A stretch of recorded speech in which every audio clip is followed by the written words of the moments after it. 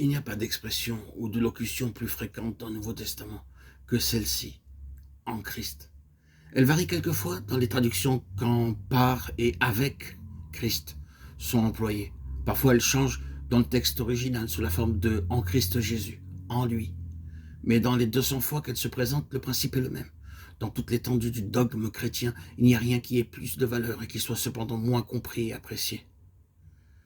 Dans une déclaration complète et parfaite, Éphésiens 1,10, il nous est dit que le but de Dieu est de réunir toutes choses en Christ et qu'en dehors de lui, rien n'a de place dans l'intention et le dessein éternel de Dieu.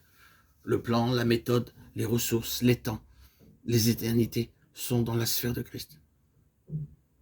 La création est en Christ. La vie est en Christ. Nous sommes agréables en Christ. La rédemption est en Christ. La justice est en Christ. La sanctification est en Christ. L'espérance est en Christ. Les bénédictions spirituelles sont en Christ. La consolation est en Christ. La paix est en Christ. La prière efficace est seulement en Christ. La force et les richesses sont en Christ. Le dessein éternel est en Christ. La nouvelle création est en Christ. Les promesses sont en Christ. La libération de la condamnation est en Christ. Nous formons un seul corps en Christ. La persévérance est en Christ. Nous sommes réunis ensemble en Christ. Les liens des croyants dans l'affliction sont en Christ. Rien ne peut nous séparer de l'amour de Dieu en Christ. L'homme parfait est en Christ. Le service corporatif est en Christ. Il y a les églises en Christ. Il y a les morts en Christ. Il y a les seuls hommes nouveaux et hommes parfaits en Christ. Nous avons tout pleinement en Christ. Le contexte de cette expression s'étend à travers les âges, d'éternité en éternité. Dans l'éternité passée, nous avons été élus ensemble en Christ. Éphésiens 1,4, 1 Pierre 5,13. À travers le temps, ce fait céleste et éternel est mis en œuvre de manière littérale et expérimentale par la croix. Il est exprimé en des termes différents, renfermant des vérités spirituelles progressives et spécifiques.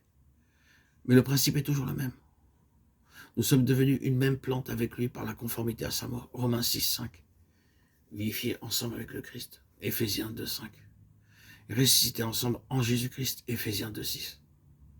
Il nous a fait asseoir ensemble dans les lieux célestes en Jésus-Christ, Éphésiens 2,6, de réunir en un toutes choses dans le Christ, Éphésiens 1,10, parfaitement unis, 1 Corinthiens 1,10. Jésus-Christ, en qui tout l'édifice bien ajusté ensemble, Éphésiens 2,21.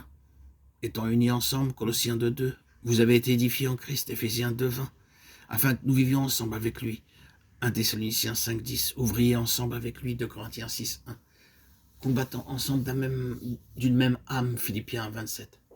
Puis viendra le point culminant à la fin de ce temps, quand tout ce qui précède sera accompli, que nous serons tous ensemble enlevés. 1 Thessaloniciens 17, finalement. L'éternité à venir se distingue et nous voyons que nous sommes destinés à être ensemble, glorifiés avec lui. Romains 8, 17.